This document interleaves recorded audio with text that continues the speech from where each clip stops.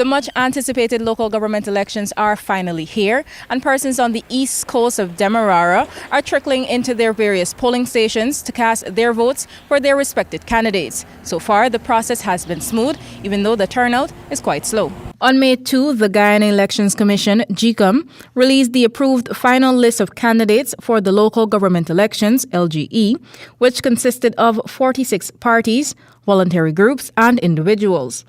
On Monday morning, Nightly News caught up with the opposition leader Aubrey Norton, who arrived at the Pleasance Health Center, East Coast, Demerara, to cast his vote minutes after the polling station officially opened at 6 a.m.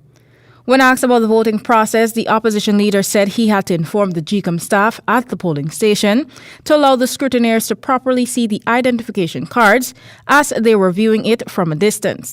As it relates to his confidence in the constituencies that his party is contesting, Norton said he's overly confident that they will be victorious. We did the work.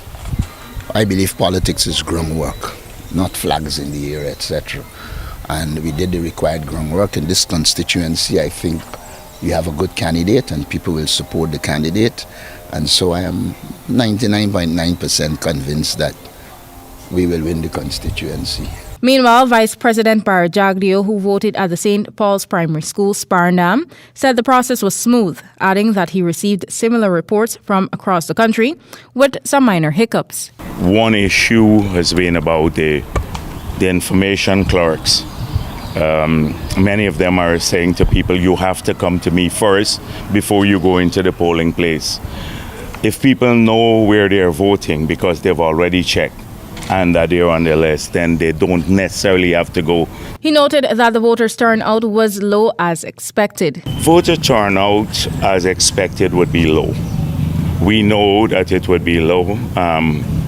We've spoken about this on the campaign. We said the PPP is fighting against complacency, not so much against apathy in many areas. Onyx Duncan, an independent candidate who's contesting in Betterforwachton Triumph Constituency Number 2, said he cast his vote around 7 a.m. this morning and observed the process to be smooth. The need to see change happening in his community is one of the reasons Duncan is fighting to secure a seat on the Neighborhood Democratic Council in his area. I want to see change happen in Betterforwachton.